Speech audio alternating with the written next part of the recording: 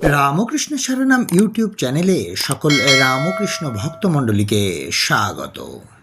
আজকের পাঠের বিষয়, কাতরভাবে আর্জি জানালে মা কারও আকাঙ্ক্ষা অপূর্ণ রাখেন না। জননীং শারদাং দেবীং রামকৃষ্ণম জগদ্গুরুম পাদপদ্মে তয়ো শ্রিত্বা প্রণমামি মুহুর্মুহু। মা আমাদের কল্পতরু।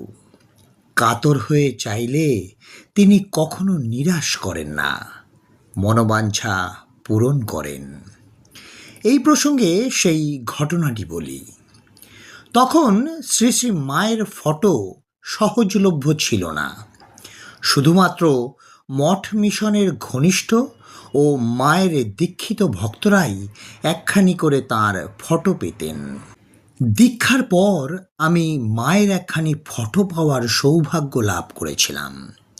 ফটোখানি খুব গোপনভাবে রাখার নির্দেশ ছিল। সেইভাবে রাখার চেষ্টাও করেছিলাম, কিন্তু বিভিন্ন সময়ে বিভিন্ন স্থানে অতি গোপনে রাখার ফলে দীক্ষার প্রায় 6-7 মাস পর ফটোখানি কোথায় যে রেখেছি তা আর মনে পড়ল না। ফলে ফটোটি আর খুঁজে পেলাম না। খুবই চিন্তিত হয়ে পড়লাম। শেষে পুলিনবাবুর সঙ্গে পরামর্শ করে ঠিক করলাম কলকাতায় গিয়ে পুনরায় আরেকখানি ফটো সংগ্রহ করার চেষ্টা করব। সুযোগ মতো কলকাতায় যাওয়া হলে একদিন উদ্বোধনে গেলাম। উদ্বোধনে গিয়ে শরৎ মহারাজের কাছ থেকে একটু তফাতেই থাকলাম। পুলিনবাবুই মহারাজের কাছে গেলেন। আমার সাহস হলো না।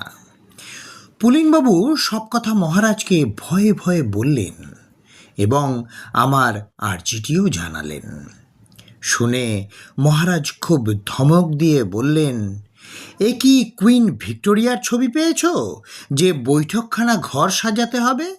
যত অসাবধান বেহুশ ছেলে। আরও কি কি সব বললেন। মহারাজের ধমক খেয়ে পুলিনবাবু এক পা করে পিছিয়ে এসে সেখান থেকে সরে পড়লেন। তার সঙ্গে সঙ্গে আমিও। আমরা বরিশালে ফিরে গেলাম। এখন কি করা যায়? দুজনে গোপনে পরামর্শ করে স্থির করলাম যে এখন শ্রী শ্রী মাকে সব জানিয়ে তাঁর কাছে প্রার্থনা ভিন্ন আর কোনো উপায় নেই। সেই মতো সমস্ত ঘটনা তাঁকে পত্রে জানিয়ে পরিশেষে প্রার্থনা জানালাম, মা, আপনি ব্যবস্থা না করলে ছবি পাওয়ার আর কোনো আশা দেখছি না। যথাকালে তাঁর আশীর্বাদী পত্র এসে পৌঁছালো।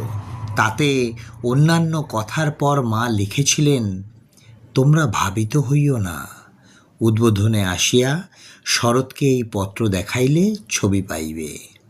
পত্র পেয়ে আনন্দে উৎফুল্ল হলাম। সুযোগ মতো পুনরায় কলকাতা গেলাম। সঙ্গে শ্রী শ্রী মায়ের অক্ষয় কবচ, তাঁর আশীর্বাদী পত্র।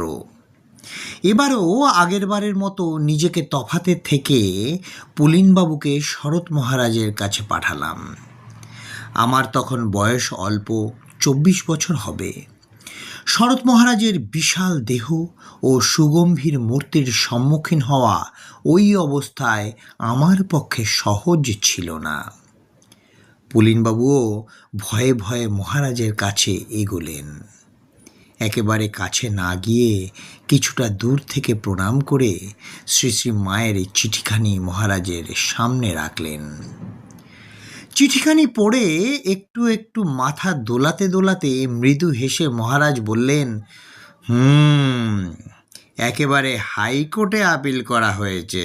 হ্যাঁ, হাইকোর্টে আপিল করা হয়েছে বলে গণেন মহারাজকে ডেকে বললেন, এই ছোকরা মায়ের যে যে ছবি চায় দিয়ে দাও। মায়ের একখানার বেশি ছবি পাওয়ার ভাবনা আমার মনেও আসেনি, কারণ একখানা পেলেই তখন মহা সৌভাগ্য মনে করব। সুতরাং গণেন মহারাজের কাছ থেকে মায়ের একটি ফটো নিয়ে আনন্দে ভাসতে ভাসতে কর্মস্থল বরিশালে ফিরে গেলাম।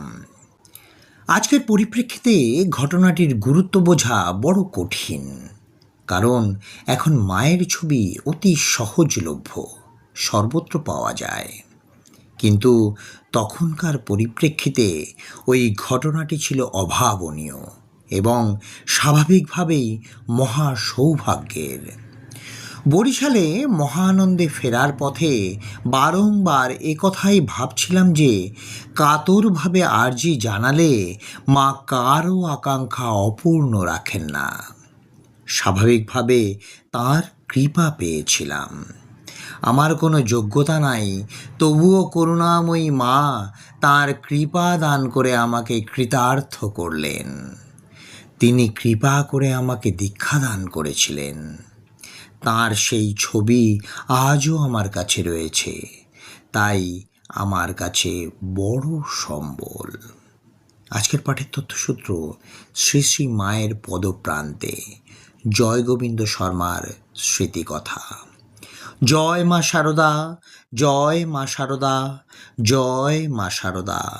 জয় ঠাকুর রামকৃষ্ণ পরমহংসদেব, জয় স্বামী বিবেকানন্দ মহারাজ।